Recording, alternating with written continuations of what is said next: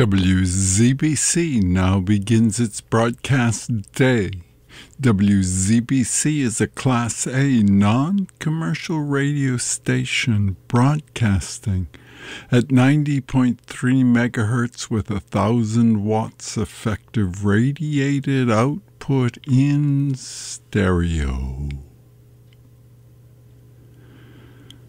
WZBC is licensed to the trustees of Boston College, with transmitter and facilities located on the campus of Boston College in Chestnut Hill, New Dun, Massachusetts.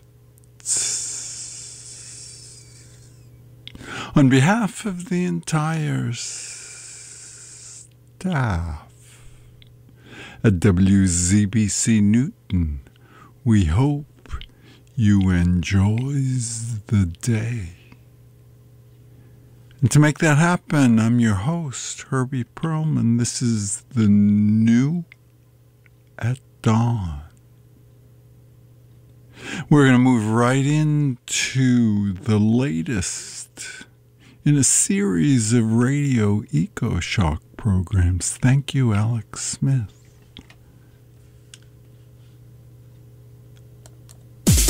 This is Radio Eco Shock with Alex Smith.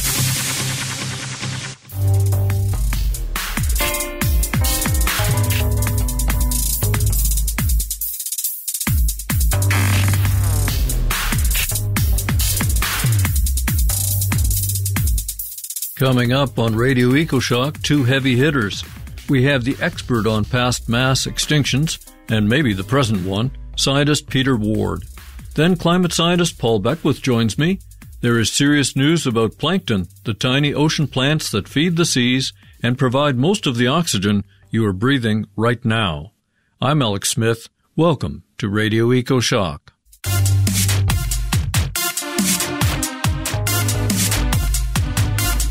Is Earth designed by life for life?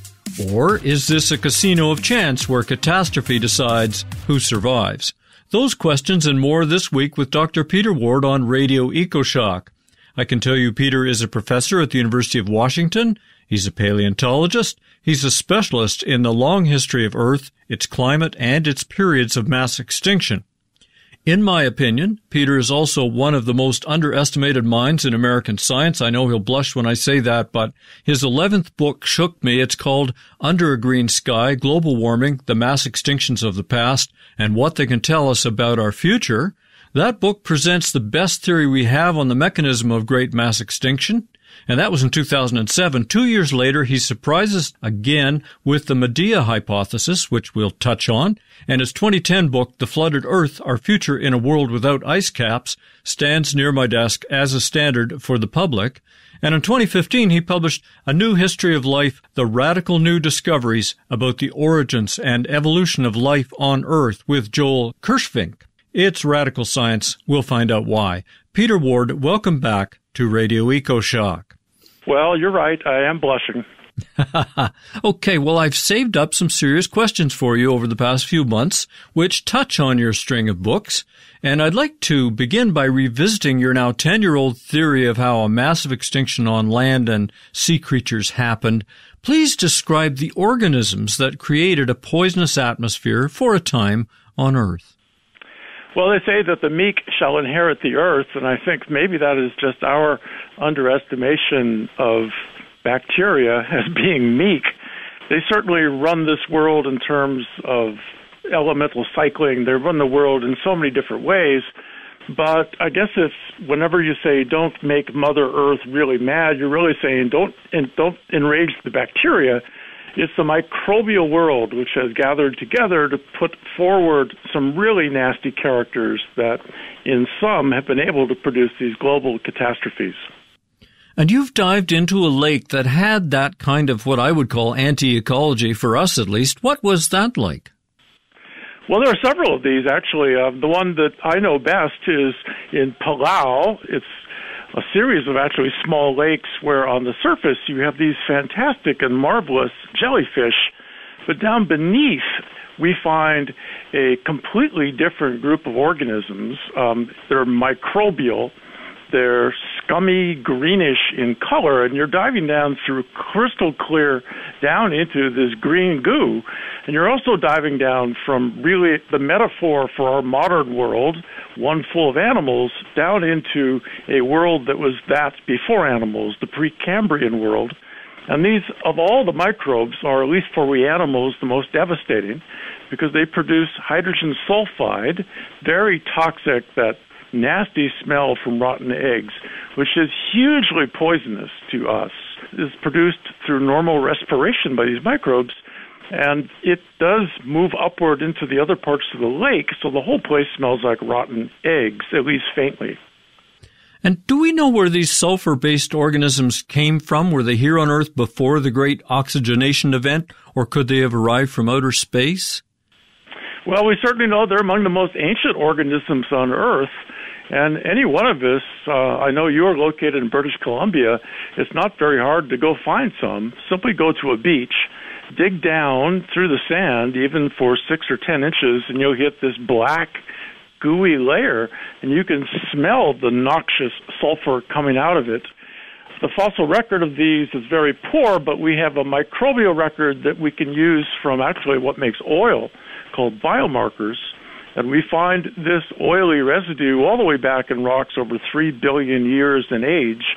And in fact, some people now believe that these sulfur-producing organisms were at least very close to what the very first organisms on Earth were. Now, whether they came from a meteorite from space or whether they originated here on Earth, you can make arguments either way. So they're lurking, just waiting for the right conditions. And what are those conditions?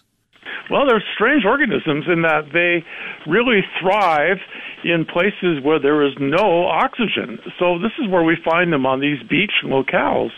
The top 10 or 15 or however many inches of sediment where you find hanging out the clams and worms and all the stuff we're used to, you go down deeper very quickly. If it's a thick, muddy sand, no oxygen can diffuse down into it. And so you find this oxygen-free environment, and that's where these things do best. They cannot live in free oxygen, but they certainly can live in places with very little oxygen, and they do, and they thrive. All right. Now, on that note, a few weeks ago, I interviewed the Russian scientist Sergei Petrovsky, who's now working in the UK, and his work suggests that phytoplankton, which produce the majority of the world's oxygen, could thrive as warming progresses up to a point, and then many species could go into extinction. There is a tipping point there, he says, and the paper's called Mathematical Modeling of Plankton, Oxygen Dynamics Under Climate Change. Now, if that's true, would that relate to your theory of deadly changes in ocean life? Well, absolutely. What the really lethal limit for the phytoplankton will be, there's a couple things. One would be there's not enough carbon dioxide. Well, we certainly know that's not the case. But secondly, it's temperature. What happens for many of these phytoplankton actually have to have oxygen. We know that the warmer the water is, the less oxygen it can take up. It holds less oxygen. Cold water has lots of oxygen, warm water doesn't.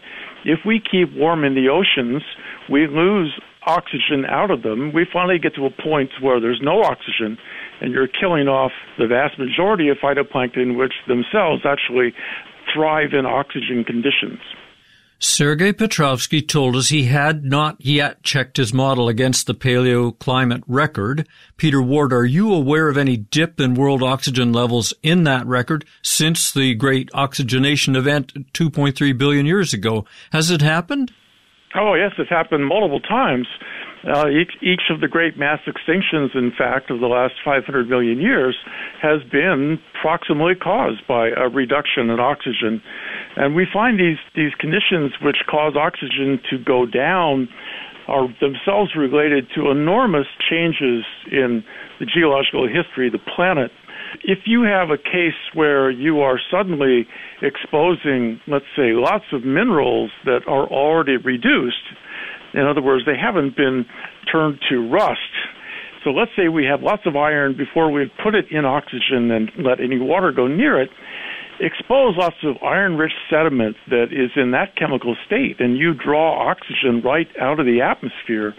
the history of the Earth showed this early on. We have huge deposits of what are called banded iron deposits. And in fact, the richest iron deposits that we find around Lake Superior and much of Canada were deposited over 1 billion years ago in conditions with very low oxygen.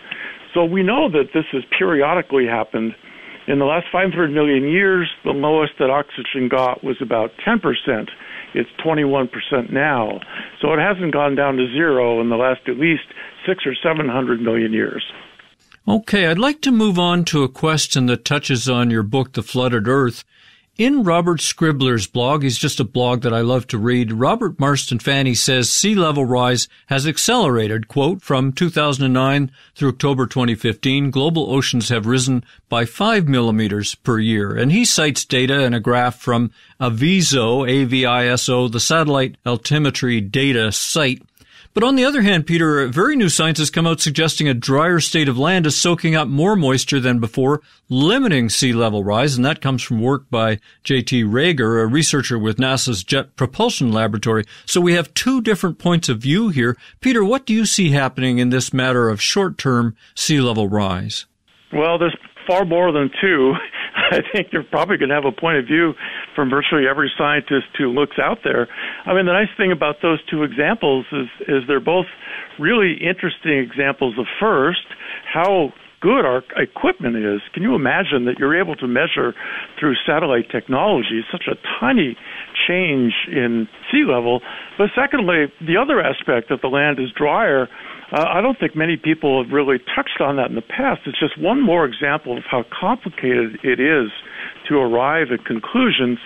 I personally would be very much afraid of trying to make any sort of conclusion on a 5-year record. Sea level rise is so slow, and the bigger problem with sea level rise is it happens at different rates in different places. The west coast of North America has a much different sea level rise than, say, the east coast of North America does, and a difference, again, from the Gulf of Mexico, and very much different from the Indo-Pacific. So it's complicated. And we found this with temperature. It isn't so much the global mean that matters. It's what happens where you are in the different regions and different countries. I guess the same is true of sea level, just the way you describe it. Yep, they say that all politics is local. Well, so is all environmental change. Really, you go back to ever smaller areas, and certainly the sea level rise conundrum is facing different countries with different aspects of the equation. In the long run, and by the long run I mean certainly over the next century, everybody is going to be affected by it, and there's no going back. It's certainly not going to start going down again. But the question about rates is just that which we touched upon, that we need longer periods of observation to really understand the trends. And the other thing is there's always seemingly some brand new bit of data, just like that dry and land aspect, that perhaps slightly changes things. It's the long-scale picture, and here is our biggest problem, because no politician is going to think in 50-year intervals. And when we start thinking about what is going to be the future of the human race over the next centuries, like trying to get anyone to think about this, one of the great tragedies of recent history, I think, is going to go down is this recent U.S. Supreme Court ruling. This is a disaster. I mean, this will be, I think, marked in history in the future as one of the great disasters. Can you tell our overseas listeners what that ruling was? Yes, the United States, after a huge amount of negotiation back and forth, and one of the really brave acts of the Obama administration, worked out a deal with China. And these, as the two biggest emitters of carbon dioxide, made an actual agreement that would slow the rise of greenhouse gases. We're not saying anything about stopping it. We're just trying to slow the rise. But even that was struck down by the U.S. Supreme Court. And what was so surprising about that ruling is that the normal business of the U.S. Supreme Court is to make rulings when lower courts have made a decision. But this was a highly politicized move by the Republican-led faction of the U.S. Supreme Court. It was a 5-4 decision, and they made this ruling even before lower courts had decided upon it. This is such a slap in the face. It is also a signal that the full court would definitely remove these particular conditions. Now, the wild card, of course, is the death of the most conservative of the Supreme Court justices, Scalia. But this, in a way, will make things even worse, because now we're going to have 4-4 votes in all probability, and when there is a 4-4 vote, the prior rulings are just left in place. You are tuned to Radio EcoShock. I'm Alex. My guest from the West Coast is Dr. Peter Ward, scientist, author, and expert in past extinctions. He's from the University of Washington.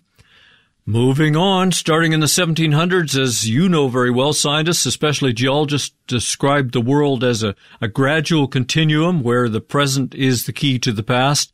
The opposite theory, called catastrophism, was left for fringe writers like Immanuel Velikovsky, maybe. But where does your new book, A New History of Life, fit in? Well, I guess that makes me a fringe writer. Darn it. I was always suspicious of that. It's interesting. Another so-called fringe writer was a man named Lamarck, who was an evolutionist way back during the French Revolution. And just as we are starting to see revolutionary new ideas about geology, so too we're beginning to understand some very revolutionary new ideas about evolution that themselves interact very much so with this whole idea of catastrophism. I personally think that what we call uniformitarianism, and there's a word that will make you a lot of money in a Scrabble tournament. Uniformitarianism suggests that to understand anything of the past, you have to invoke modern-day processes. But I was just thinking about these past mass extinctions. Let's think about a world where the surface of the oceans is filled with these tiny microbes that produce hydrogen sulfide. There is no ocean on the planet that shows that. I mean, the closest thing we have is the Black Sea, yet even there we still have a pretty thick oxygen layer up on top, enough for fish. Well, trying to invoke uniformitarianism to understand these times of very low oxygen surface oceans just can't be done. Trying to understand what happens after a giant meteor impact, the effect it has on climate, that just can't be done. There are case after case after case where you just cannot use the modern to understand the past. And unfortunately, there are case after case where I think we won't be able to use the modern to understand future history as well. And I presume this new book also originates from your earlier work, the Medea hypothesis. Talk to us about your ongoing argument with James Lovelock and the Gaia hypothesis. Well, much of that comes again from this idea about uniformitarianism, but the Gaia hypothesis comes in several forms. It goes from what they call extreme Gaia, where the most extreme Gaia hypothesis or theory, as Lovelock says, is that the Earth itself is a superorganism and is alive. Going back down the scale, much of what the Gaia hypothesis research did, though, was very good. We began to understand a great deal about carbon cycling. We know much more about how nitrogen and other elements move through systems, and much of that was really stimulated by Lovelock and other ideas. Lovelock was trying to understand how atmospheres respond to the presence of life.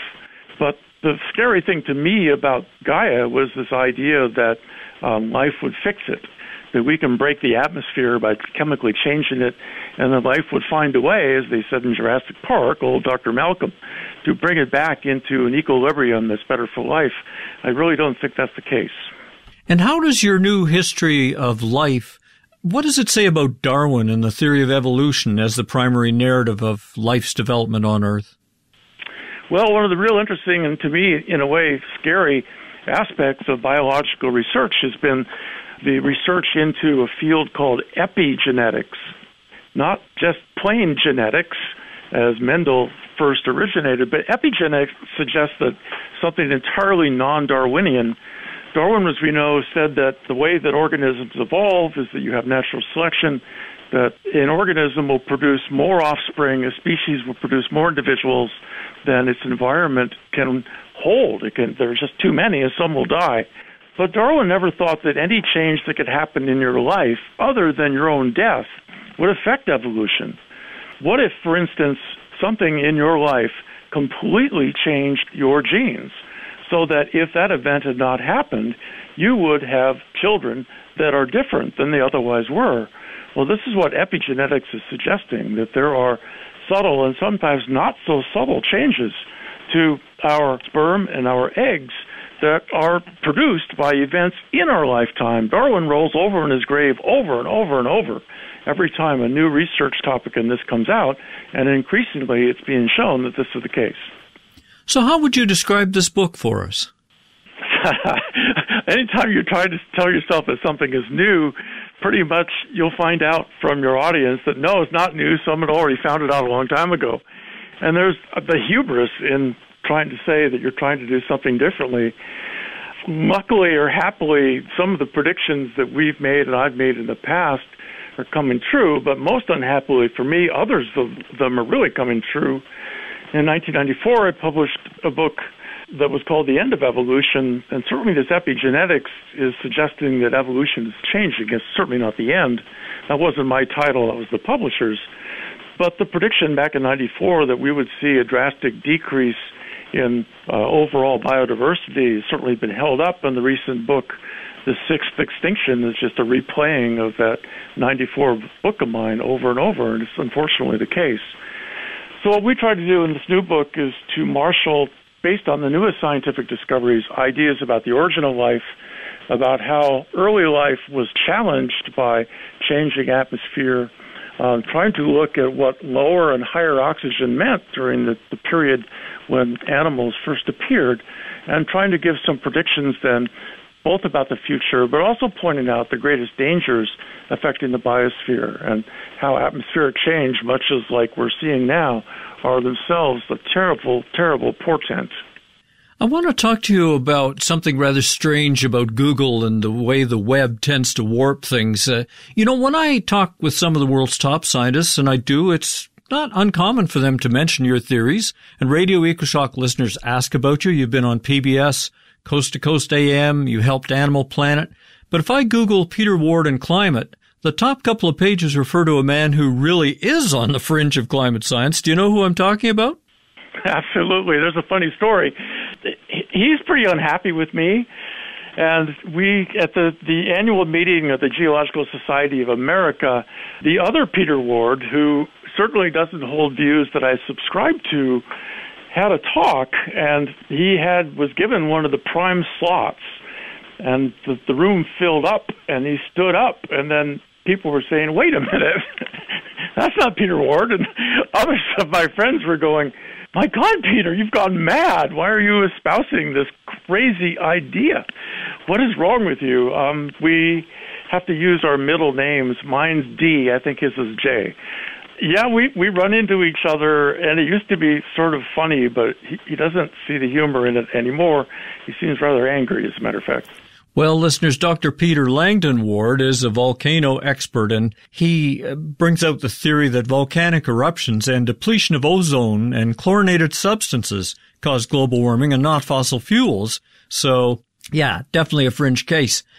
Do you think, Peter Ward, the real Peter Ward, that human greenhouse gas emissions have stopped the next scheduled ice age from happening? I really suspect so, and I think most climate scientists are also in that point of view. Just, we really understand them. It still amazes me how such a small change in a number of molecules in air can have such a world-changing effect. I mean, we're talking about hundreds to thousands of molecules among the untold billions. When you're talking about parts per million or parts per thousand, and the slight changes that can cause atmospheric carbon dioxide change to produce huge, huge climate effects, it's so surprising to me how unbelievably powerful carbon dioxide is, and even more so methane. This is why this leak that I'm surprised has not gotten more press, this gigantic methane leak that has been taking place in California for months, has received so little press play, really. And yet this is a catastrophe of great, great size. Wow, I agree with you. Okay, now, if life bumbles along through these long periods between catastrophes, and the catastrophes may be of life's own making, where do you think we are now? Are we on the edge of a next mass extinction, or could that be thousands of years from now? Well, I think you hit the right idea that I think life in some ways is like the redoubtable British. You know, they're going to bumble right through it and get through it. We are producing huge negative effects, but at the same time, there are so many people, and I will take the moment to make you blush, such as yourself, who are doing so much to make things better. That through science and through education and through just a change in consciousness, people are changing the way they live, that we are reducing our footprint. Both are happening at the same time. There are more and more humans, obviously, and this is causing great changes on the planet. And yet the rate at which people are understanding the negativity that we can do in large numbers, I think, is also helping things get better. Okay, for me, one of the huge questions is knowing what we know is whether global warming is reversible. If we could find a technology or change civilization so that we reduce carbon dioxide in the atmosphere, maybe even get to those pre-industrial levels of 280 parts per million, could the coming catastrophe be averted, or is it already in unstoppable play? Well, some parts are unstoppable, some aren't. Let's pretend that we just shut down all greenhouse gases right now. I mean, obviously volcanoes are going to still do what volcanoes do, but let's go pre-industrial. As you know, we have lots of things that will take up carbon dioxide, and certainly the oceans have been really saving the collective human butt, if I can use that word, for some time now, because ocean is able to absorb so much of the carbon dioxide we produce. But we've already built into the sea level system, I believe it's from a half meter to as much as a meter of sea level rise that is in place, that whether we put another CO2 molecule in the atmosphere or not is still going to happen. We're still going to get that 1 meter rise. And there's no one who thinks that we're going to be able to shut it all down. We can't shut down human population growth. We are we're heading towards 7 billion very quickly, and the best hope is we only hit 9 billion, but there are a lot of people who still think we'll hit 11 billion. Even if we have entirely renewable resources, that many people is going to produce a huge footprint on this planet. So it's a race, really. It's a race between this population growth and the scientific and engineering, and if I dare say, the social fabric of our planet, where we get enough people in enough powerful enough positions to make the changes that are necessary. And then I go back once again to this most unfortunate U.S. Supreme Court decision. Because if the U.S. backs out of even the pitiful amount of climate change understanding that this one accord was to put forward, why would India and China, which are the two other giant players, or even Europe as a whole, why would they go ahead and try to match U.S. goals here? So that, to me, this is, again, a watershed moment in not U.S. history, that too, but in global history. You know, I feel a sense of schizophrenia. Along with you, I see the signs that we are ruining the climate that we need to live. But in the meantime, life can be lots of fun. I get up and do what most people do. How do you deal with that dichotomy? There are good days and bad days, just like anybody else. And I think the best one can do is say, I don't have a magic wand, but I certainly have a footprint. And I just try to keep my footprint as small as I can. I have to tell myself to quit lecturing because I can be a scold, and nobody likes to be a scold. I think the world can have many scolds as long as they hold out some hope. It's scolding without recourse to hope that I think is even a greater disaster. And as we wrap up, is there anything else you'd like to talk to us about? Maybe your current research or science that excites you? Anything? Well, one thing I've been trying to do on small scales is, this is not saving the world, but it's trying to save one species. I began my work with the chambered nautilus, and I have been, over these last 5 years, been going out over and over and over again. There was an interesting news article on my work last summer called Rare Nautilus Seen After 30 Years. The sad, scary thing to me is that where that very strange, different nautilus, one that I named, as a matter of fact, is called Allo-Nautilus, the other nautilus, is found around the eastern side of Papua New Guinea, a place called Manus Island. And coincidentally, that area is about to be mined for the first time in enormous fashion by a Canadian company called Nautilus Minerals. How's that for irony? They're going to go down and grab up entire metalliferous hydrothermal vents from deep water they have put out what I think is a ridiculous environmental statement saying that they will have no effect on the very fragile ecosystems out there. And they, frankly, just do not really seem to want to be criticized. So what got me going, two teenage kids, and when they were grade school kids, started a website and a fundraiser called SaveTheNautilus.com. And what they're doing with that money is they have been funding researchers to go out and look at the chambered nautilus and try to understand, should it get more protections. They funded part of my trips, but others as well. And these are kids that are taking $1 at a time from their friends and putting together little bits of money. But it's that sort of mentality. Let's go out and do what we can. And so they've inspired me to try to make a case for international protection of not just the nautilus, that beautiful seashell, but lots of other invertebrates that don't get the press that the rhinos and the lions and tigers do.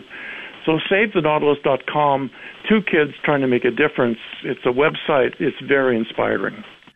Okay, we've been speaking with Dr. Peter Ward. He's a paleontologist, professor at the University of Washington, author of more than a dozen books. His latest book is A New History of Life, the radical new discoveries about the origins and evolution of life on Earth. I can't think of a more important topic. You can find my previous interviews with Peter and all sorts of follow-up links in my weekly show blog at ecoshock.info. Peter, thank you so much for joining us again. As always, it's been a great pleasure. Thank you. I've enjoyed it too. I'm Alex Smith for Radio EcoShock. And I'm Herbie Perlman for WZBC Newton 90.3 FM, the news at dawn. If you've just happened upon us, thank your lucky stars and take a deep breath. 'Cause right here, right now, you could slow down. You could go half speed. You could take your time. Your whole day might look different if you were taking your time. And where would you take it if you had the time to consider? Free time, rich time, time, space. If you had that all to consider, where would you go? What would you do? What represents Inca for you? That's the antidote. Mr. Peter Ward, that's the antidote.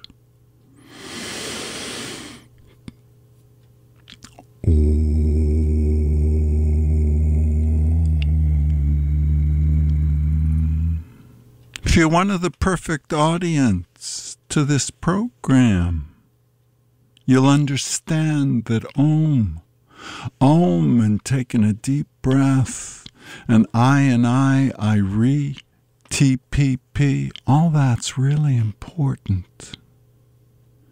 Makes sense. It's easy to do it, to be right here, now. Feel, comadres, compadres, feel the fullness of great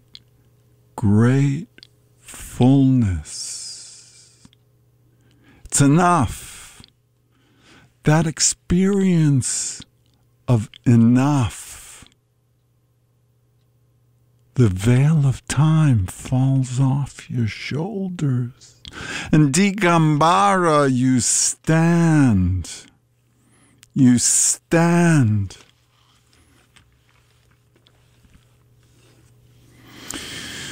You take a deep breath.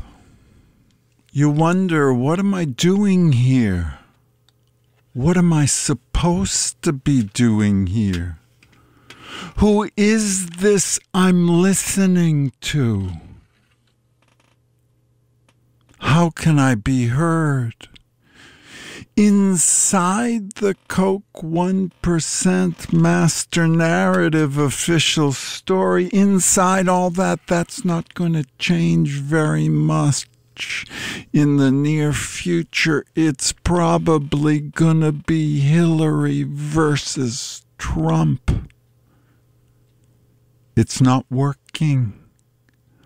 What deeper proof that capitalism's not working than Hillary versus the dawn of the apprentice's sorcerer?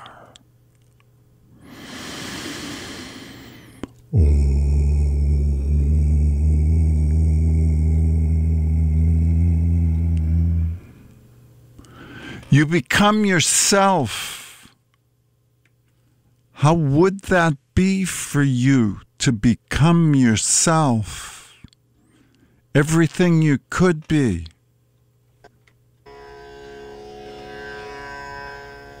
Everything you always wanted to be. Inca is the antidote.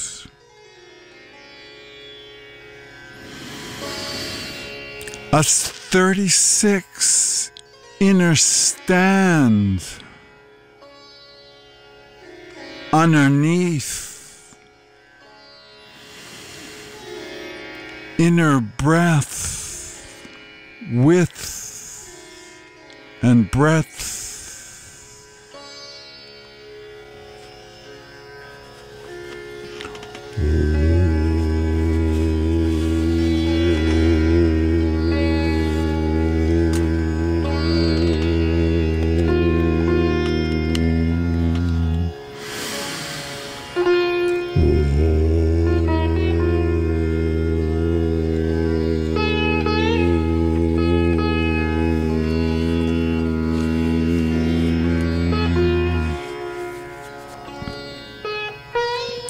This is from The Way of the Superior Lover by David Daida. We've been reading it here. And a note to those in charge of younger inner children, inner listeners, young children. If those young children haven't had the female body discussed, open to them, this might be a good time to change the channel, because we're going to be channeling Ram Dass here, as he would have it in the prequel to the post-stroke. And Woodstock, think about Woodstock. 15, delight in vaginal orgasms. We kissed and held each other in bed for a long time. I ran my hands up her thighs and grasped her ass. My fingers found their way to the crack between her legs and felt her wetness. I took my hand from behind her and moved it onto her pubic mound, cupping it firmly. She moaned and smiled. She squeezed her legs tightly together and then opened them, placing her hand on mine, pushing my hand against her mound, pushing my fingers into her wetness. When she felt open and very juicy, I slowly slid one, then two fingers into her, gently explored her velvety terrain, every part of her G-spot sex region, deep and shallow.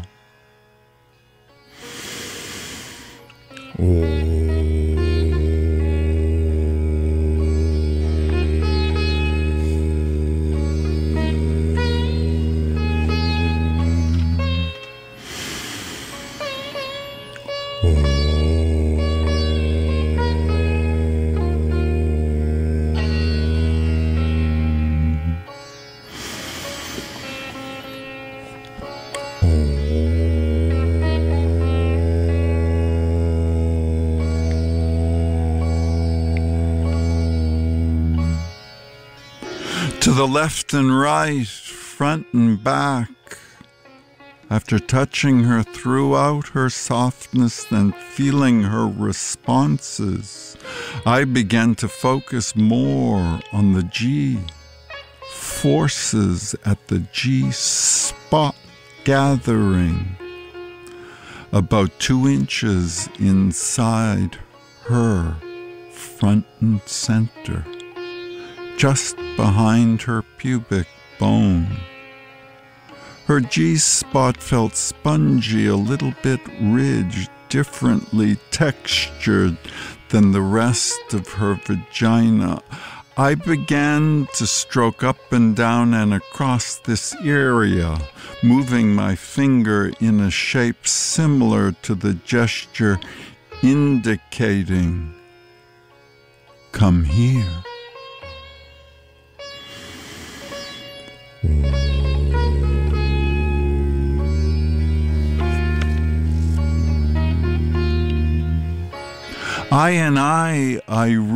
TPP, Tantric Practice Partnership.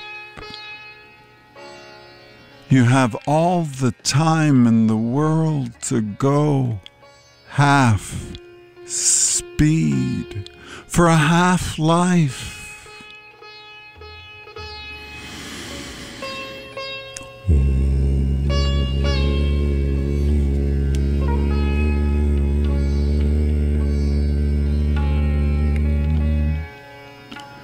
Her breath deepened. She touched her breasts with her hands. I took her cue and massaged her breasts with my free hand while I continued to stroke inside her. Occasionally, I would enter her more deeply with my fingers, reaching to touch near her cervix, the opening to her uterus at the far end of her vagina. At other times, I would bring my fingers to the outside of her vagina, gently pinching, kneading, and stroking the area around her clitoris, as well as her vaginal lips. Before she could get bored or familiar with my touch, I would move to a different place or change the speed or pressure of my strokes. However, I would always return to her G-spot as if repeating the chorus of a song played for her pleasure. Every time I would return to her G-spot, I would stay a little longer, her breathing becoming more full.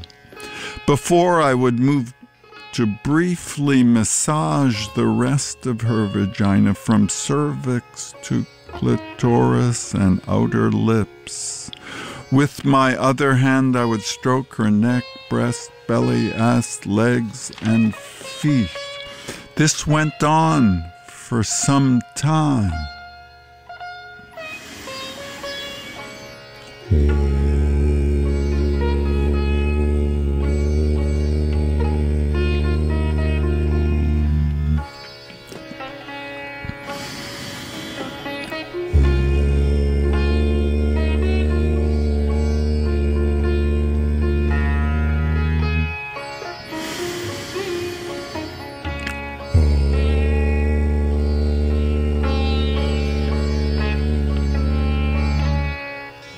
Perhaps 20 minutes or half an hour, and soon her orgasm began to swell like a large wave rolling in like a tsunami over a distant horizon.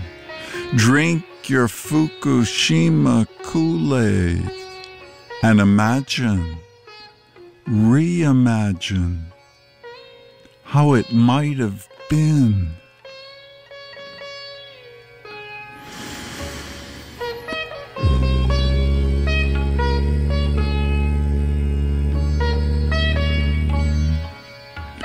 I continued to stroke her G-spot, moving to other areas of her vagina when it felt appropriate. Her arms opened on the bed straight out to her sides, as if she were laying on a cross. Each of her fingers spread wide and long like rays from the sun. Her back arched and her mouth open. She seemed to be opening herself to receive pleasure and love more and more deeply in her body. She began to make sounds, long, deep, open sounds, sounds of surrender and relaxed joy.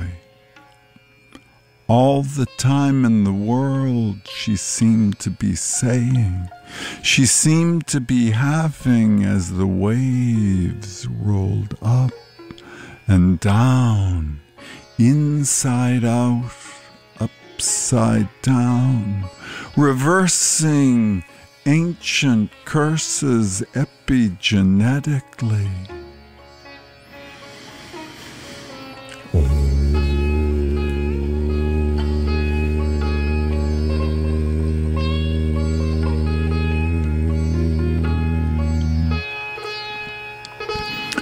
Her eyes were soft, vulnerable, and wide. Mouth wide open, sounds wide open, eyes open, belly open, hands open, vociferating. She looked into my eyes and unfolded her pleasure in the thick cream of our trust, while a single tear rolled down her face from the corner of her eye.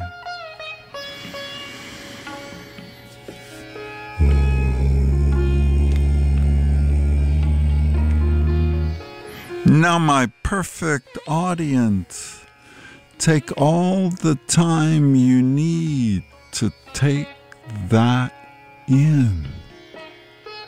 To be where you need to be as you imagine what it is that really, really turns you on, allows you to tolerate the pleasure of your life in more than just tiny spasms of revelatory, orgasmic reality.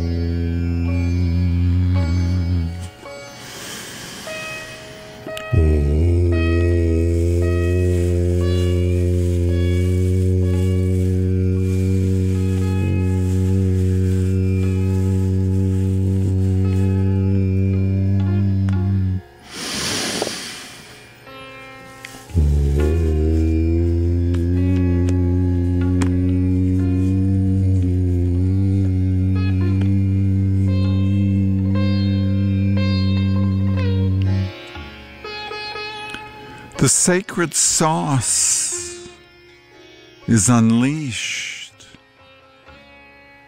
You're here now. Feel what that's like, boys and girls, to be right here, right now.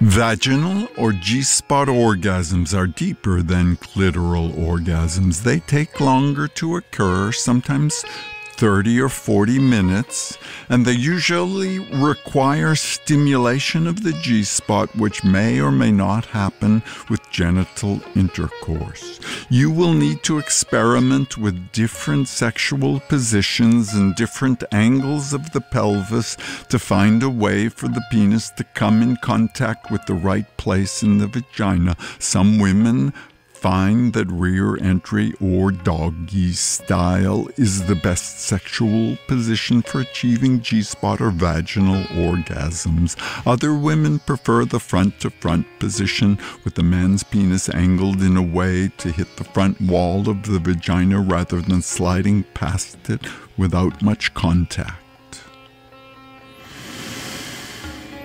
What is the right place in the vagina to receive stimulation for the G-spot orgasm?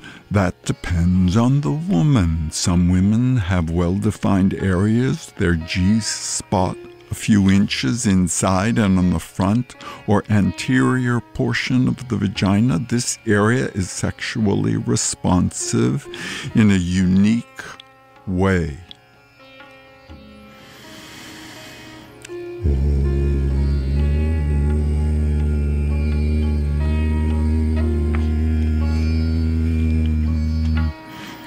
The spongy tissue under this vaginal surface may become full with fluid as orgasm approaches. Some women feel like they have to urinate as their G-spot is stimulated. Some women actually ejaculate fluid from this area during the contractions of an orgasm.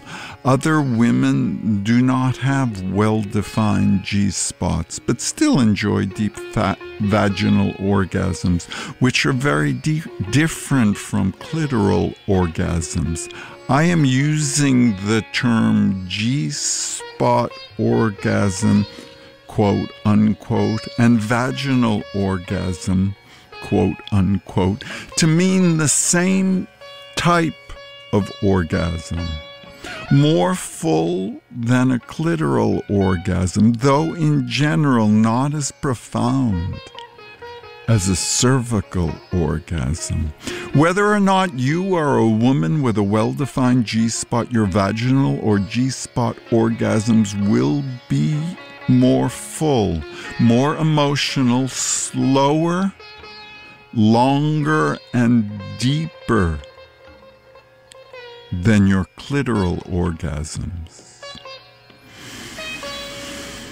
Your body and breath will open during a G-spot orgasm rather than close down and become tense, as often occurs during a clitoral orgasm. Vaginal or G-spot orgasms involve your deep reception of pleasure and love into your open, surrendered body, heart, and breath, followed by waves of uninhibited emotional and physical unfolding.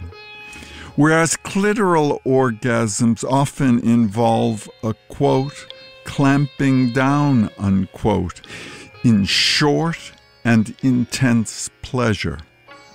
Because of the deep opening required by G-spot or vaginal orgasms, they require a greater degree of trust and communion.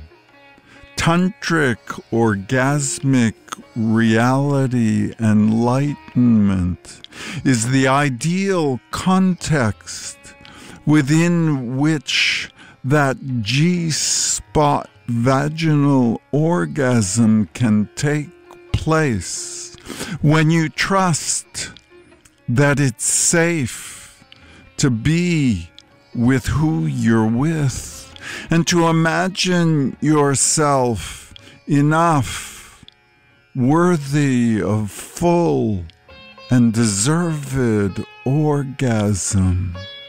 Privileged, lucky to have found the Inca the enlightenment, the kundalini, the kensho, the moksha of tantric orgasmic reality, even if just for this one moment, it's enough. Dayenu.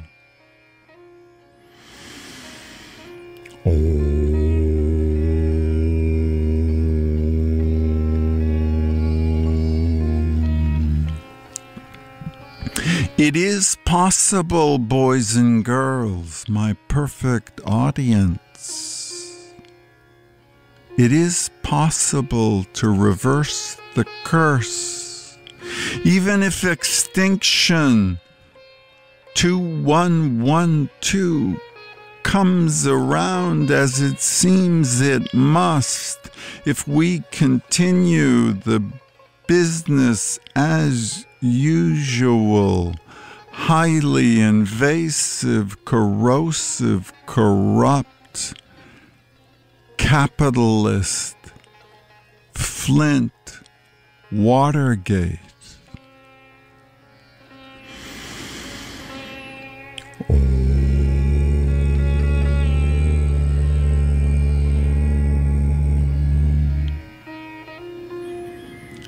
It's truly about embodying the rage, the epi-rage of the epigenetic insult, the PTSD, the OCD greed of the Coke 1% master narrative official story. Listen. Listen. You're listening to WZBC Newton 90.3 FM. Any views expressed by any participant in this show are not the views of this station, its management, Boston College, or its board of trustees. But perhaps you would have guessed that. Perhaps. You take a deep breath. The practice of intuition and intention. Boys and girls, us 36, the Lamed Vavniks, we understand. We get it. And we got your back. Virtually speaking, if you're listening to this corrosive, corrupt, capitalist, Flint, Watergate.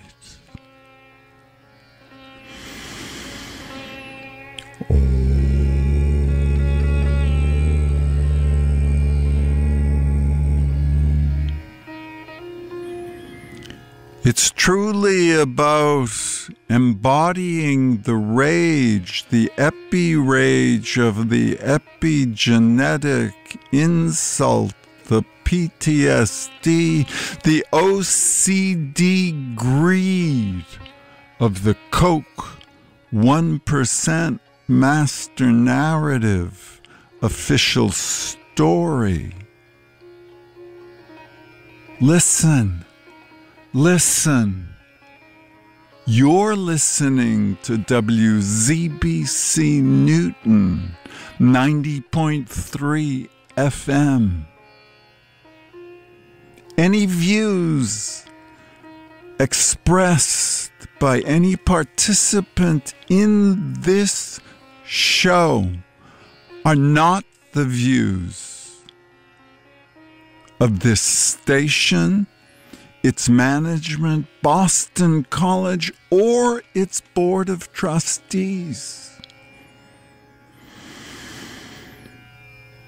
But perhaps you would have guessed that. Perhaps you take a deep breath. The practice of intuition and intention. Boys and girls, us 36, the Lamed-Vavniks, we understand. We get it. And we got your back.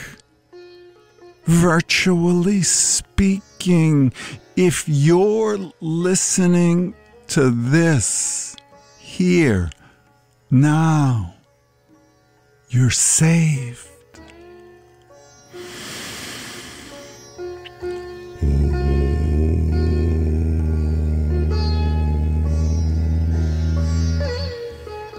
It's a seed syllable streaming live mainly. You take a deep breath.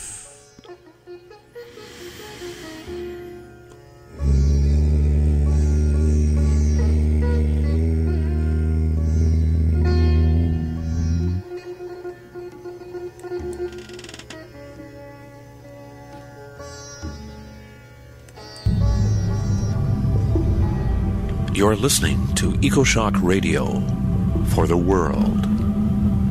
I'm Alex Smith. Get it all at our website, ecoshock.org.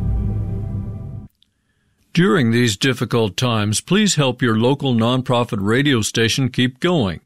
These small stations always need volunteers and need your financial support to stay on the air. Call your station or head to the website to make your donation. Amen. That keeps Radio EcoShock pumping out to people who need it.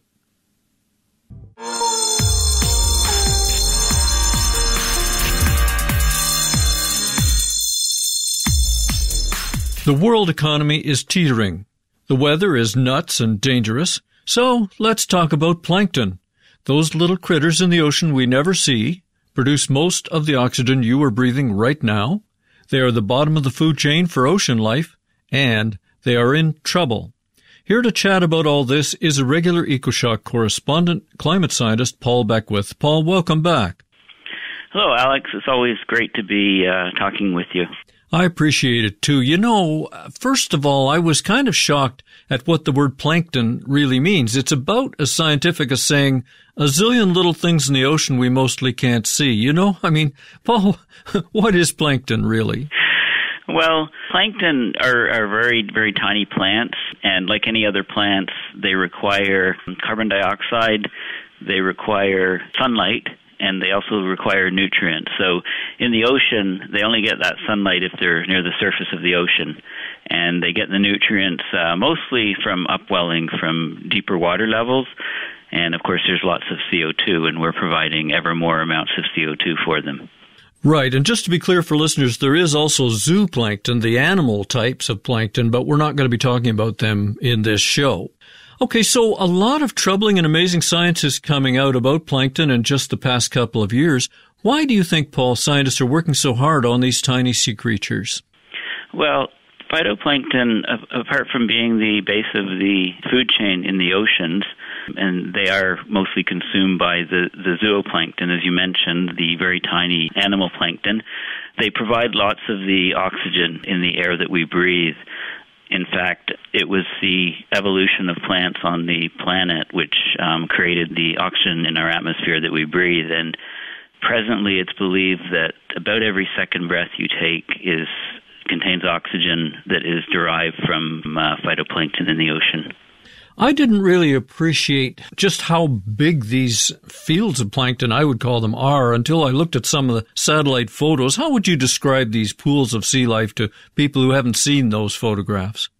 Well, the CYFS satellite, for example, measures the colors on the surface of the ocean, and when you get these massive phytoplankton blooms, there's pigments in the plant material which contain chlorophyll, which is a green color, which gives plants the green color. And so you see these vast areas that are shaded green, or some types of plankton are brown, but they're different colors. If you have the open ocean, and there's a lack of plankton, then it's very, very clear. If there's a lack of sediment and so on, open ocean, and it's stratified. If, for example, if it's very warm, the warm water's on top. There's not a lot of mixing with colder water down below.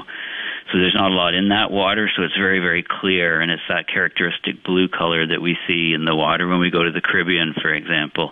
That water is that color because of a lack of phytoplankton for the most part. All right, well, you've kind of given us a hint about this, but where are the biggest masses of plankton on Earth? Where do they thrive? Well, the biggest masses are large masses in areas where there is upwelling. So, for example, off the western coast of the United States, you have the Pacific Current, which is going southward along the coastline, and because of deflection from the Coriolis force rotation of the Earth, it deflects to the right, so it pulls away from the coastline, and in its place, water comes up. Water is forced up to replace the water that's pulling away, and that water coming up comes from its deeper water, colder water that contains lots of nutrients. So those nutrient-rich regions then stimulate the phytoplankton blooms, which stimulate the zooplankton blooms to eat them, and then the larger fish and all the way up the food chain, they will go to that area, and you get a proliferation of marine life and great fishing, great food supply for humanity from these regions. So anywhere you get upwelling of ocean currents, you get very, very large amounts of plankton. So if you're in the middle of the Pacific Ocean, far from anything, and there's no reason for upwelling, I mean, there's always some mixing from winds and wave action and so on, but if you don't get geographic features to give you upwelling, then the water will generally be clear and be lacking phytoplankton.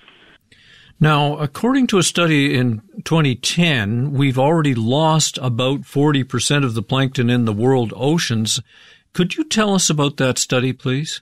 Yeah, so this study, it's by Boyce et al., came out around the end of July 2010, and it was titled something like Global Phytoplankton Decline Over the Past Centuries. So it divided the ocean up into 10 regions, and it looked at the decline in each of these regions, both from satellite information going back to the late 70s, and then prior to that from measurements that they had from measurements of, for example, dragging nets through the ocean, measuring the plankton depending on the mesh size of the nets and things like that. And they came up with a figure of about a 40% decline since 1950 to 2010 when the study was published. So that indicates a cumulative rate of about 0.86% decline per year in the levels since 1950 to give you that 40% decline over that 60-year time period. Well, now I'd read that, but then I got a little tidbit in a newsletter from Jim Thomas of the ETC group saying the loss might not be as great as thought. The disappearance of plankton may be partly due to misreading satellites, and Jim cited the paper Reevaluating Ocean Warming Impacts on Global Phytoplankton that was published in the journal Nature Climate Change on October 26, 2015. Did you have a look at that paper, and what do you think?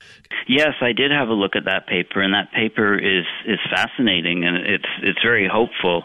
The argument of that paper is that the root cause of the changes in the ocean is the increasing heat that's being absorbed in the ocean, and that warmer sea surface temperature, the warmer water is lighter, so it tends to float easier on the surface, and therefore it inhibits vertical mixing. But those temperature changes will influence a number of things. So this recent paper that you mentioned talks about the idea of previous studies have assumed that if you measure chlorophyll, then that's a direct relationship to the amount of plankton that are there creating that color, that contain that chlorophyll. But this paper is saying that the actual nature of the phytoplankton can be changing because the water is warmer and the nutrient levels are warmer. And, for example, the phytoplankton can still be there in large quantities, but if they're getting lighter of color, if they have less chlorophyll and they're getting lighter, then the satellites would detect them as being in lower concentration when they actually might be there doing their photosynthesis, but not registering on the satellite. I mean, one thing's for sure is we need a lot more studies and a lot more information on this, because we think that most of the photosynthesis in plants goes on in the chlorophyll, the chloroplasts, which contain chlorophyll, which create that green color. So if the green color is not there, there can be more phytoplankton there, but maybe the photosynthesis level is lower.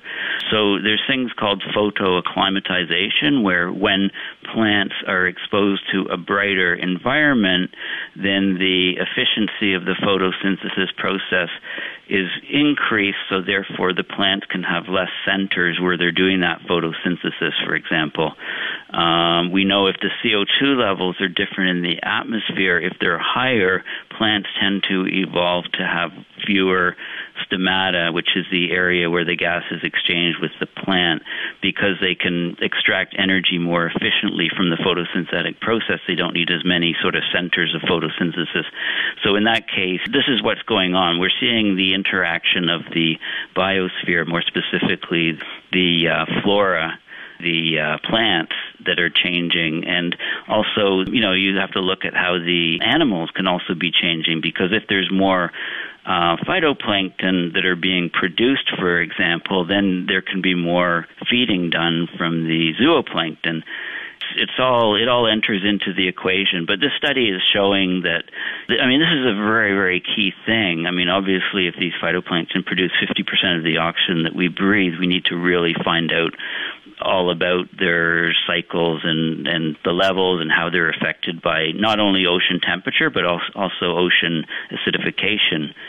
Because certain phytoplankton, like diatoms, are based on silicon dioxide sort of backbone or shell, very small, of course, but a glass lattice, and that isn't affected so much by the pH dropping of the ocean, by the ocean acidification. And those are large plankton, but other smaller plankton like coccolithopores or foraminifera, those phytoplankton require the calcium carbonate backbone, and of course, as the pH of the ocean is dropping, it's harder for them to form their shells. So you would expect with acidification that those plankton would be affected more than others. But there was a recent study. A third study was actually looking specifically just at the diatom levels, and it reported that the diatoms, which are the phytoplankton based on the silicon dioxide or glass lattice shell, had been declining in the northern hemisphere by about 1% per year from 1998 to 2012. And this was a global study, and they found that the decline was largest in the North Pacific, the North Indian Ocean, and the equatorial Indian Ocean. And these diatoms are much larger phytoplankton than the calcium-based ones. So there's a lot of different components that are going on here, and I don't think we have a clear picture. But the paper that you refer to would indicate, if it's actually more of a color change than a phytoplankton number change, then the drops may be more like 7 or 8% relative to 1950. Between 2010 and 1950, it might be a much smaller decline than that 40%. So that would be very hopeful if that was the case.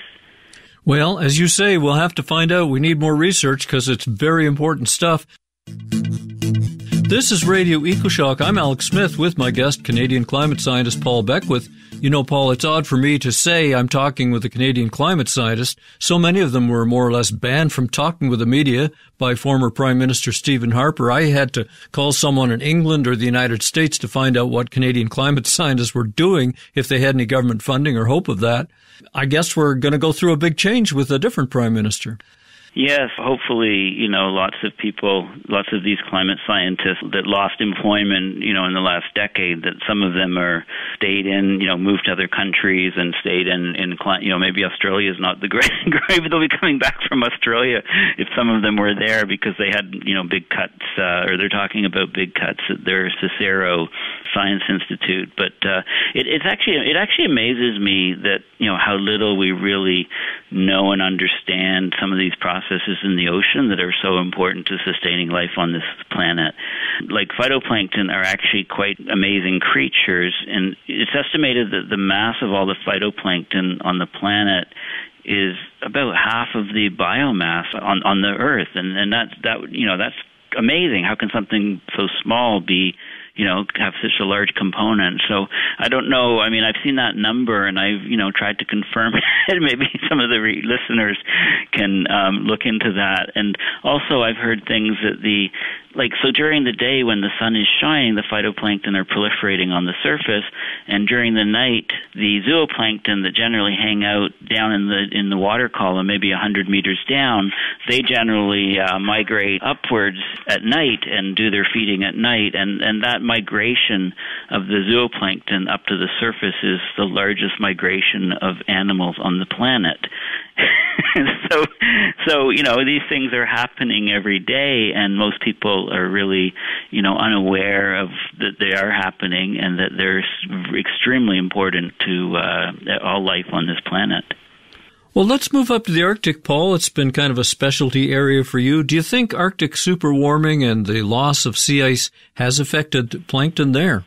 Well, definitely at both poles, the loss of glacial ice from, say, Greenland and Antarctica has a big impact on phytoplankton, because that ice actually stores up a lot of nutrients over time.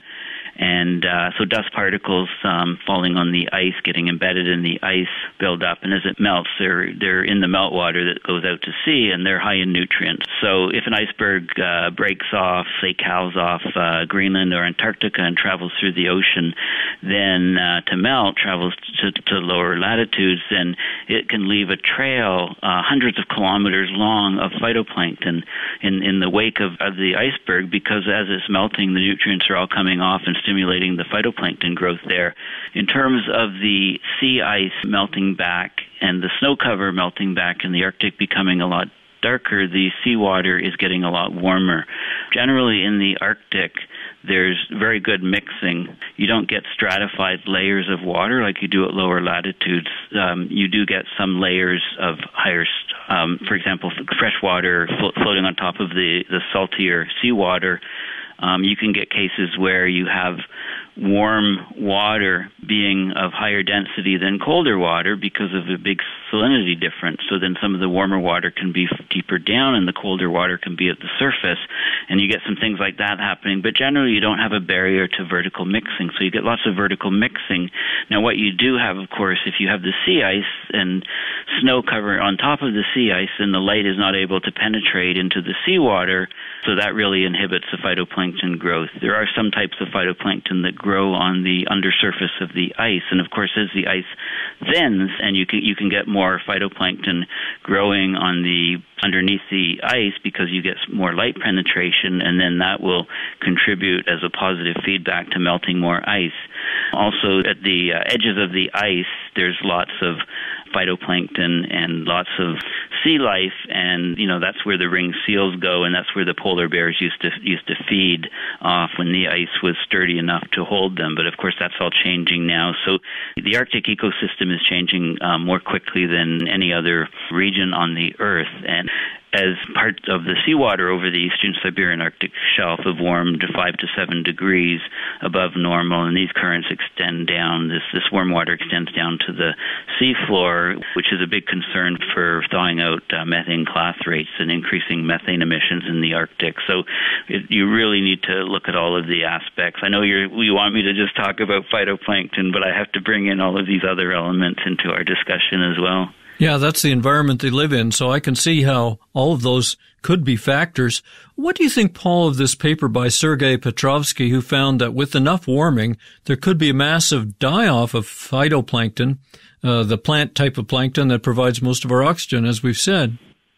Yes, well, I mean, there's a number of factors that cause that, and I guess the largest factor is that the warming of the water, again, stratifies it, so it really decreases the concentration of nutrients that make it to the surface water where the phytoplankton are growing, so they don't have the food supply, so they just don't grow as quickly or as large or as fast. And, of course, the other thing is that, like any other plant, there's an optimum temperature range over which the yields from plants is the highest, and generally as you increase temperature, if they grow faster and and larger and quicker, and then they reach a threshold, and then they drop very, very quickly, and you reach a temperature where they're just too stressed to grow. And another thing is the ecology of the growth. So the types of phytoplankton, there's many different types of phytoplankton, and the different ratios between the different types changes. And what we tend to see in the Arctic as we get warming is that we get a tendency to get to smaller and smaller phytoplankton. That's true not just with the plants, but also with animals and things. So we're seeing these massive changes, and it's really, some of the interactions are quite complex, but we need to understand what's happening in order to make any predictions of where we're heading to. Say if we go to a completely blue ocean event where there's no sea ice at all. Yeah, and then, as you'll recall, a private promoter named Russ George experimented with dumping iron filings into the sea to feed the plankton off the island of Haida Gwaii on Canada's west coast. It is geoengineering. Do you think we will end up trying to remedy the lack of nutrients to save the plankton? Well, yes, that's a very good question. Of course, that experiment with the iron, it worked. It generated enormous phytoplankton blooms, and for the subsequent 2 years after that was done, there were record salmon runs in that region, and many scientists are reluctant to relate them, but I think it's very clear that record salmon runs, they're clearly related to the increase in phytoplankton in that region. So how do we get the nutrients? If we can get the nutrients from below, 100 meters below the surface up to the surface, then we can stimulate these phytoplankton blooms in the open ocean in vast regions of the Pacific, for example, that are considered deserts in terms of lack of sea life. So, for example, there's ideas where you construct a large tube that you suspend several meters below the surface, and it's connected to a buoy that's floating on the surface, and then ocean waves lift up the buoy. So the buoy will move up and down with the ocean waves, so it will pull the pipe up and down, and if you have a one-way valve at the bottom of it, then you can use the wave energy to basically pull water up from about 100 meters or 200 meters below, and that water being pulled up will be colder and will contain lots of nutrients and could stimulate a phytoplankton bloom in that region. And then, for example, if you had other structures in the ocean water nearby, you could start getting other marine life growing on those structures, etc. So create sort of like an artificial reef in the middle of the ocean. And there's actually been some work done, on that sort of concept of stimulating phytoplankton growth. Also, if you had, for example, wind turbines in the ocean and that had pumps and pumped water up from depth, that could stimulate phytoplankton blooms and things like that. So I wouldn't be surprised. In fact, I think that I think I've talked about the three-legged bar stool. We need to do carbon dioxide removal, and I think that is one of the most promising methods to do carbon dioxide removal, to get nature, sort of its biomimicry, if you like. How do you get nature to work in your favor? Speaking of impacts on the food chain, I've seen a lot of news lately about the die-off of sea mammals and sea birds on the west coast of North America. We get thin, sick whales washing up, or starving sea lions, or masses of dead birds from Alaska all the way down to California.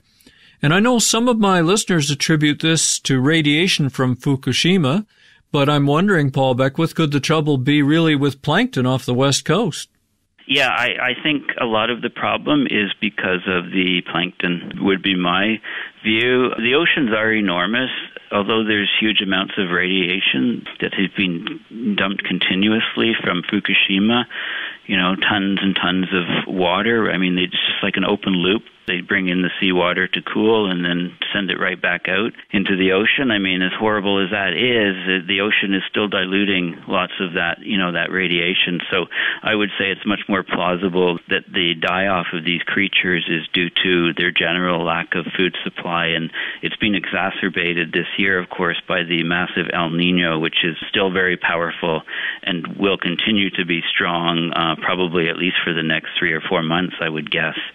Maybe longer. It's, of course, been in record strength, and it's still continuing. So it's affecting climate and water temperatures and stuff, globally, conditions globally. So And we also saw the so-called warm blob, just south of the Bering Strait for extended periods of time.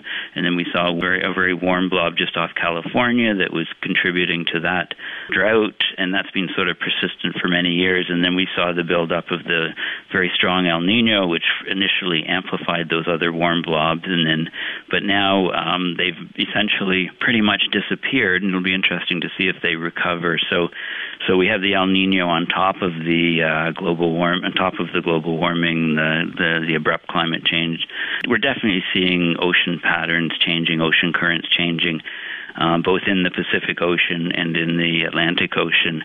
And that study that I mentioned that looked at the diatoms from 1998 to 2012 globally talked of I think the North Pacific was the region where there was the largest drop of diatoms, and followed by North Indian Ocean and Equatorial Indian Ocean. So we have all these things going on which are affecting the marine life. And you just did a video on YouTube on plankton, and that's unusual for you. It's not like your other communications on the Arctic and methane and jet stream changes and all that. What spurred you to talk to folks about plankton? Well, I've been aware of this study with the 40% decline, and I'd seen some articles about the Indian Ocean, about the decline of phytoplankton in the Indian Ocean. I'd kind of remembered that was a region where I thought there was a proliferation of phytoplankton. So then I started digging a bit and came across the paper about the Northern Hemisphere changes, and also about some of the new satellite sensors and what they're doing and so on. So I thought I'd look into that, and because, of course, it's a very important area. Of course, that got me really thinking about oxygen levels in the atmosphere, like what's happening with them. I mean, I have done a little bit of research in the past on what the oxygen levels are doing in the atmosphere, of course, because if we're losing that much phytoplankton, then definitely the oxygen levels should be dropping. But, fortunately, oxygen is not a trace gas. It makes up 21% of our atmosphere, 78% nitrogen, a little bit of argon, and then you have the trace gases. Greenhouse gases are still trace gases.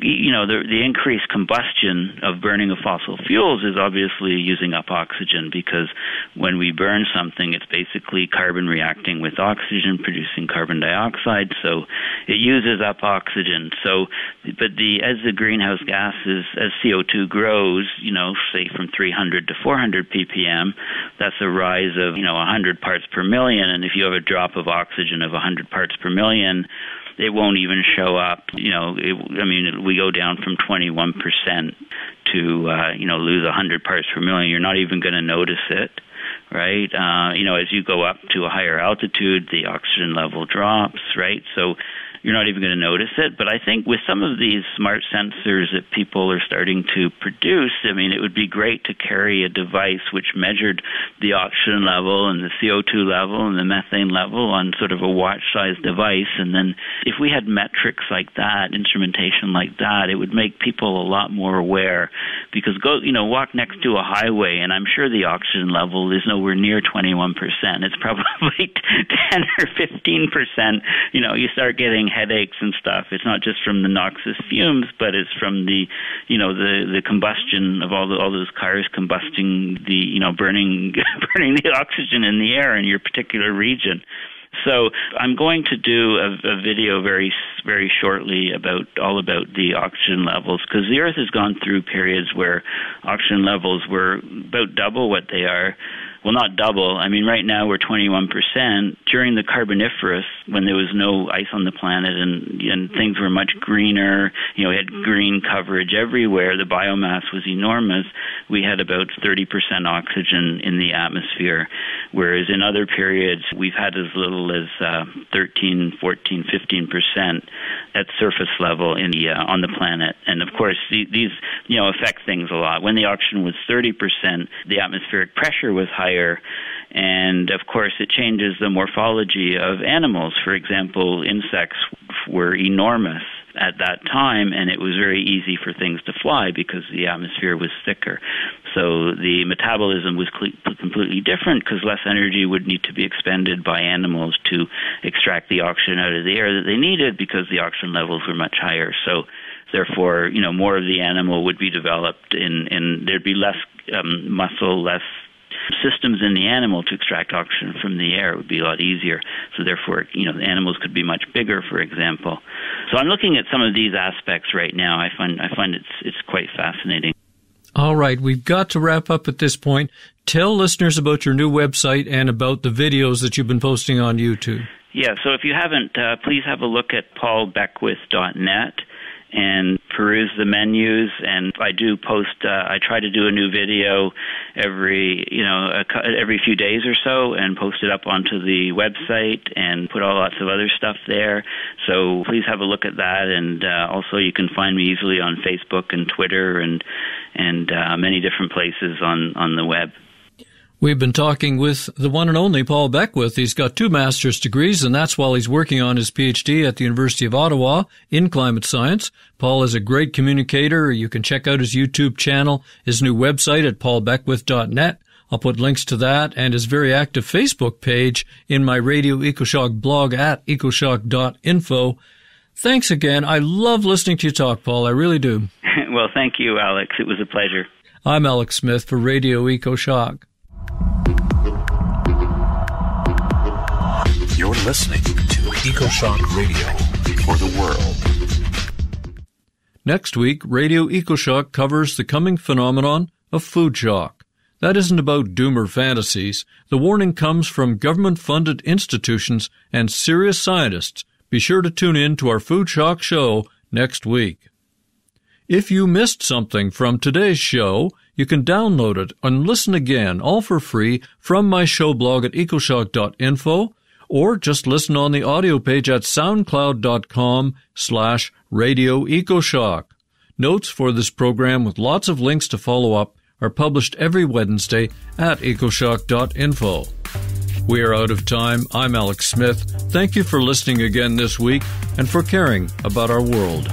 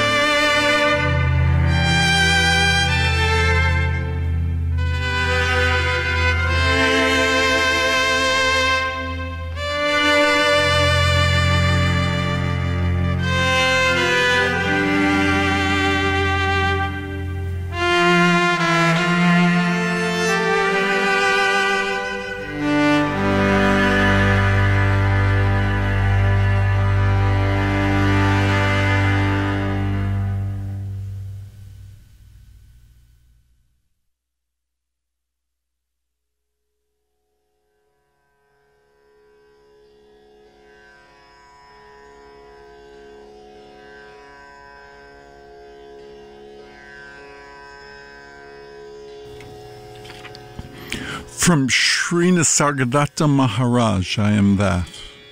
Questioner, the war is on. What is your attitude to it?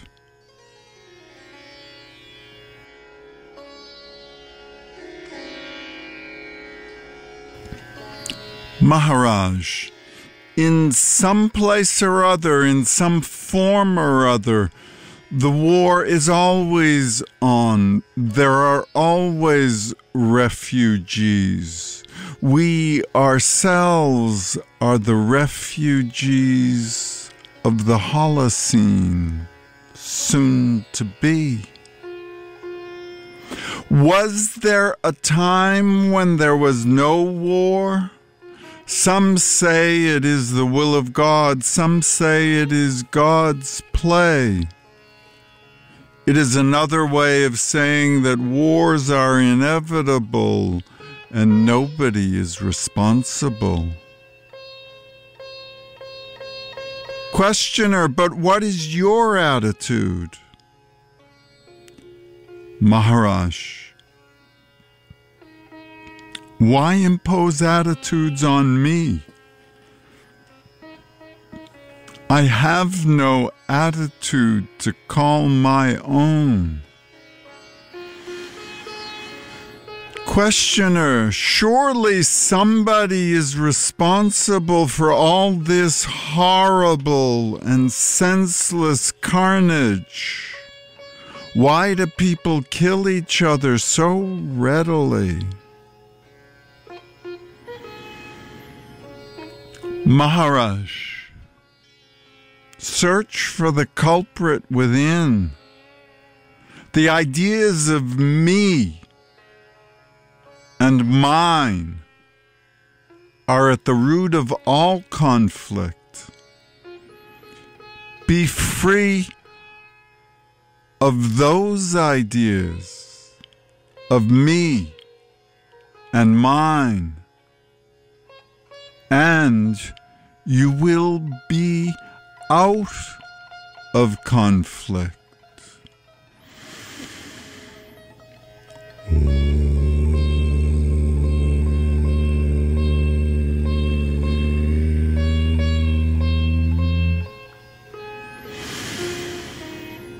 Questioner, what of it that I am out of conflict, that I'm here in Boston, Boston strong, listening to Bostrom boast about superintelligence? What of it that I am out of conflict here in Boston? It will not affect the war. If I am the cause of war, I am ready to be destroyed. If ISIS is us, how horrible. If Pol Pot, if we are the spore of Hitler and Pol Pot. If I am the cause of war, I am ready to be destroyed. I hate us. We who vote for Trump and Hillary. We 99% who choose the path of lesser evil.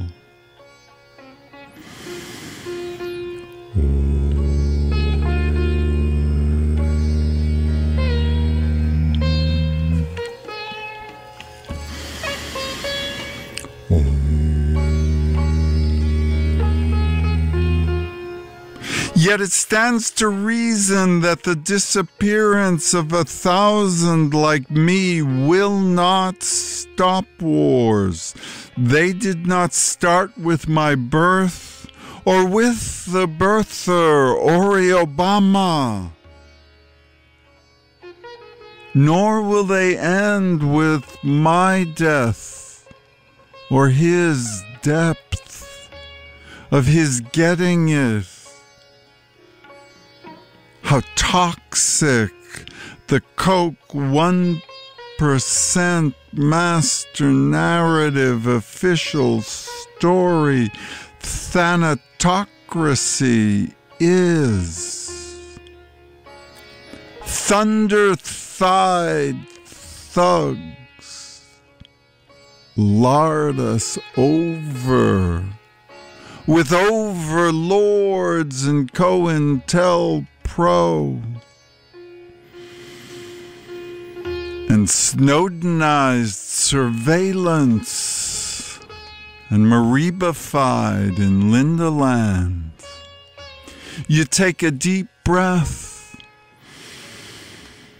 You wonder, how is it, really? Can I do this? Can I keep up with how it needs to be for us 36, you amongst us, for us 36 to flip the script, to reverse the curse of the Bambino and Pedroia.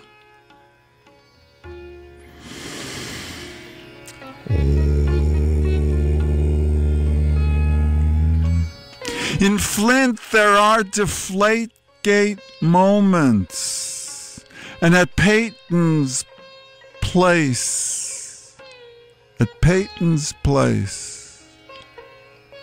we're all Cosbified in the white O.J. Justice realm of white privilege.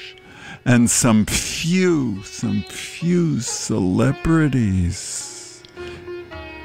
If the glove don't fit, you don't have to admit.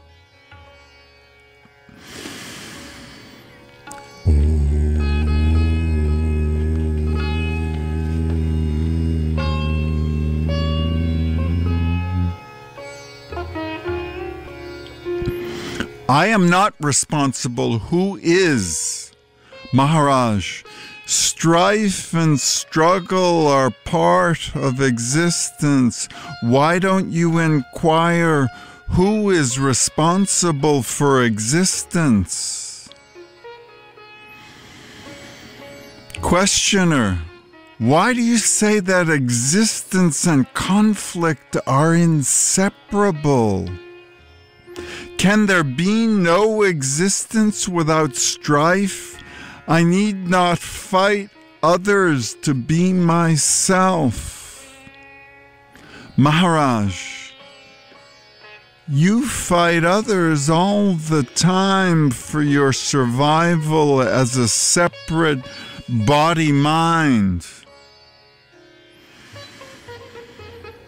A particular name and form. To live, you must destroy. From the moment you were conceived, you started a war with your environment, a merciless war of mutual extermination until death sets you free. Questioner, my question remains unanswered. You are merely describing what I know, life and its sorrows, dukkha. But who is responsible? You do not say.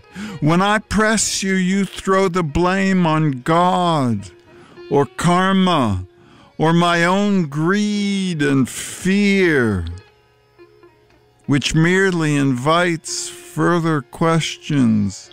Give me the final answer.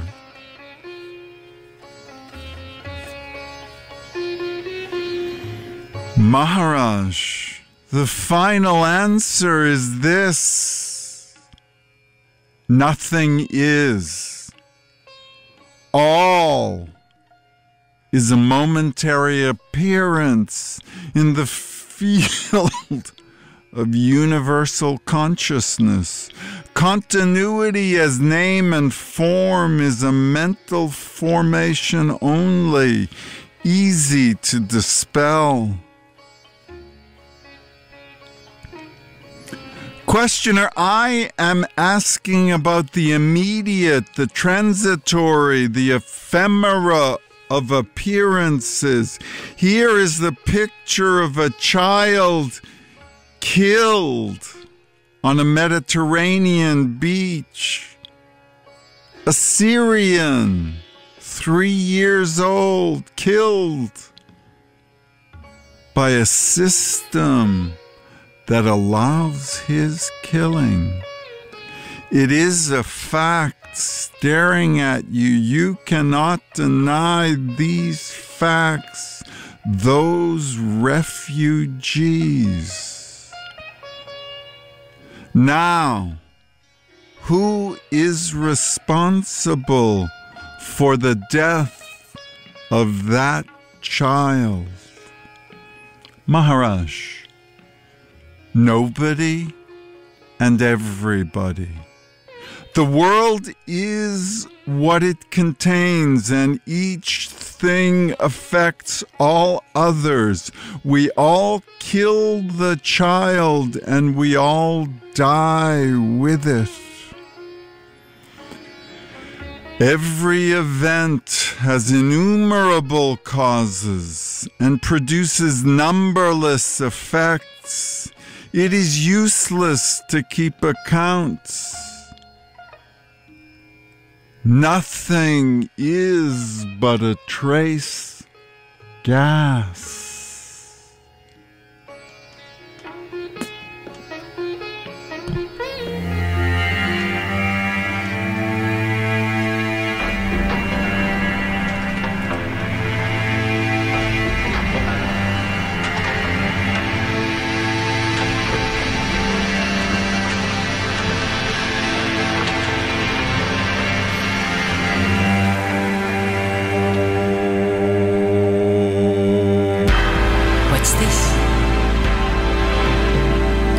In my eye.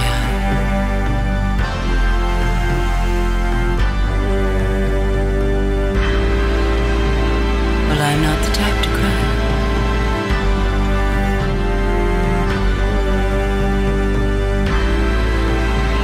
It's 4 a.m. I'm standing by the bed where you lie, sleeping the sleep of the newborn.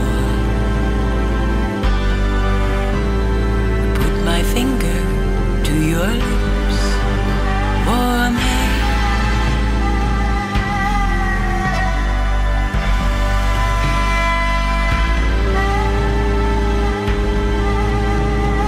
By 5 a.m. you lift your hand and open it. Then you slipped away. You slipped away. Death, that creep, that crooked jerk. He comes walking. He comes sneaking down that long, irreversible hallway. Grabs you in your sleep.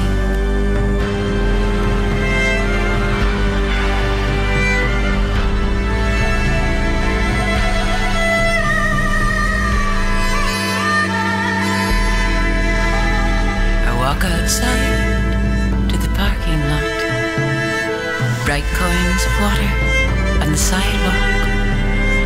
Big white building where your body lies stands in the middle of the fields. Icy air, and after all the shots, the way the heart unlocks. Ooh, we slip away. We slip away.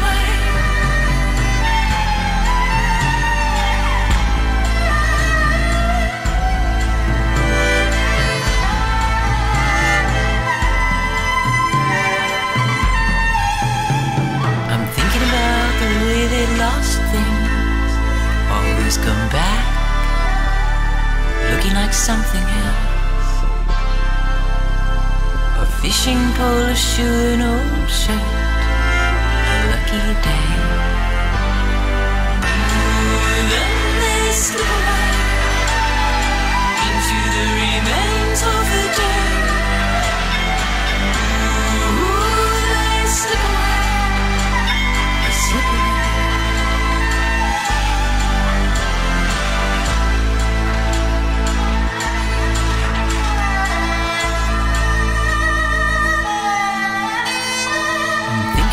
You taught me how to win and how to lose and how to fight the crippling blues that I was born with. Bad dreams and nightmares. Ooh, they slip away. Ooh, they slip away into the remains of the day.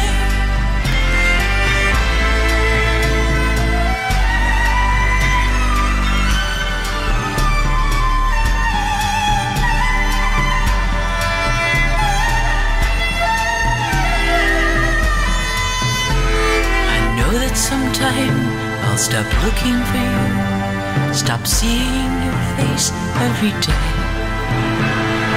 Bad dreams and nightmares, big bad wolves. Ooh, they slip away into the remains of the day. Ooh, they slip away into the remains of the day.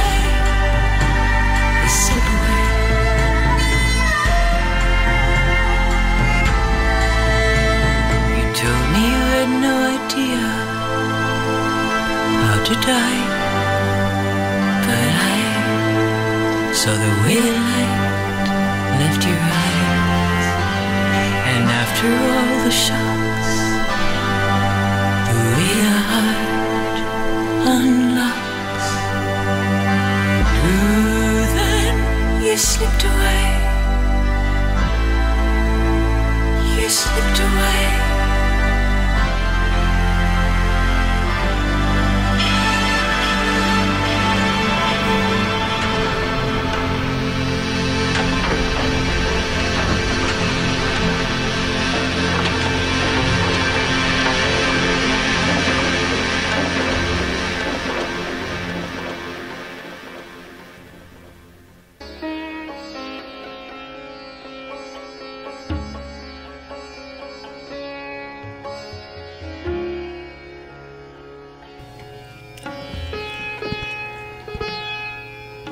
Questioner, your people speak of karma and retribution.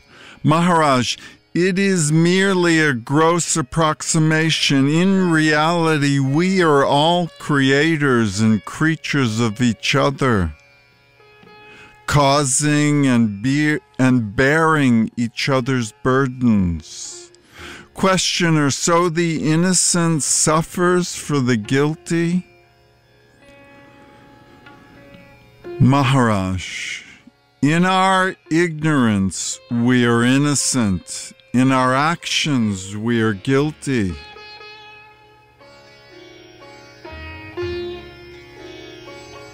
In our ignorance we are innocent. In our actions we are guilty. We sin without knowing and suffer without understanding. Our only hope is to stop, to look, to understand, and to get out of the traps of memories, PTSD, and OCD greed. For memory feeds on imagination, and imagination generates desire and fear. Why do I imagine it all?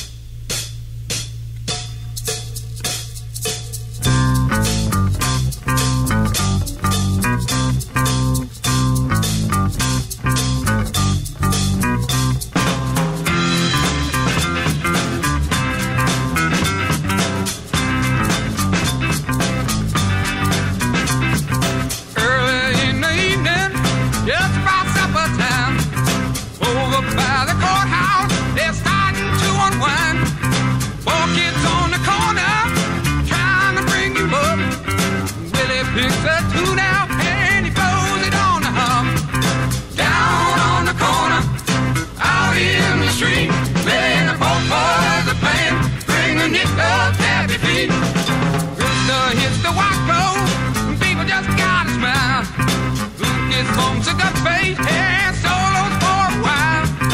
Oh-boy twang the rhythm out on his calamitoo. And Willie goes into a dance and doubles on the zoo. Down on the corner, out in the street, Willie and the both boys are playing, bringing it up happy feet.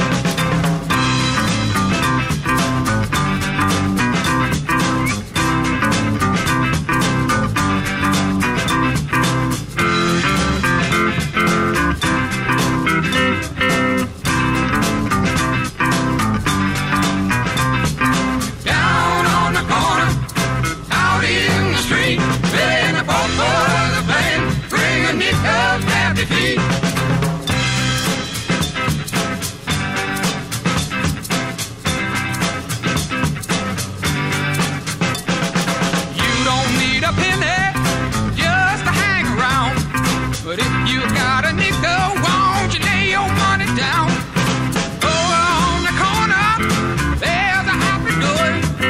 People come from all around to watch the magic board. Down on the corner, out in the street, playing the folk boys are playing, bringing nickels, happy feet. Down on the corner, out in the street, playing the folk boys are playing, bringing nickels, happy feet. Down on the corner, out in the street, Willie and the folk boys are playing, bringing nickels, happy feet. Down on the corner, out in the street, Willie and the folk boys are playing, bringing nickels, happy feet.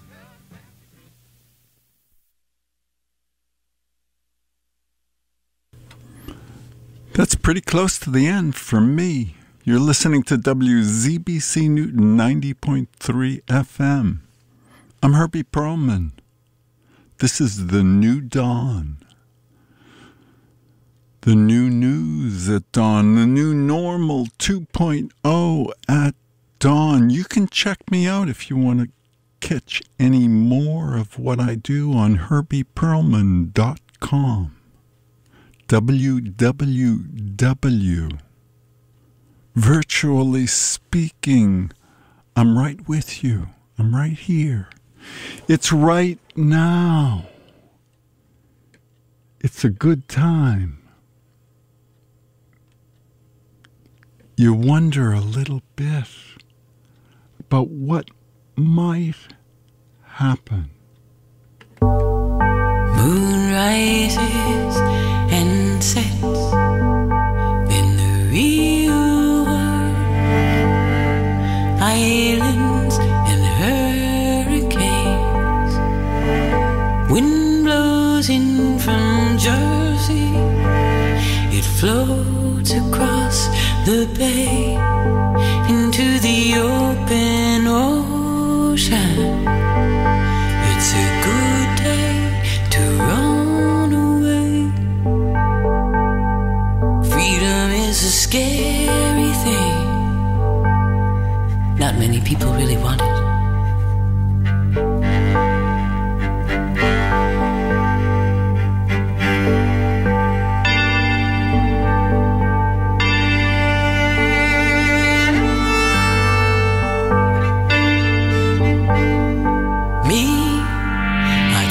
Distance, I'm always leaving.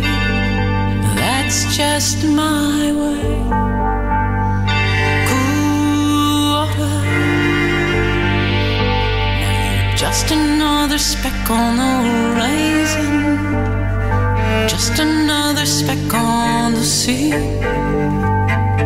Cool water. Cool me.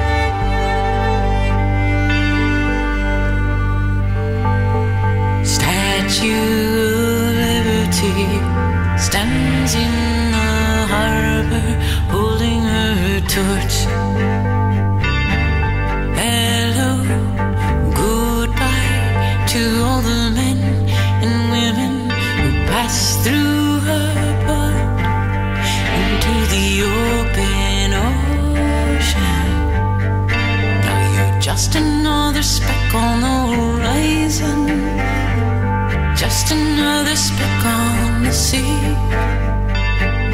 Cool water, cool me.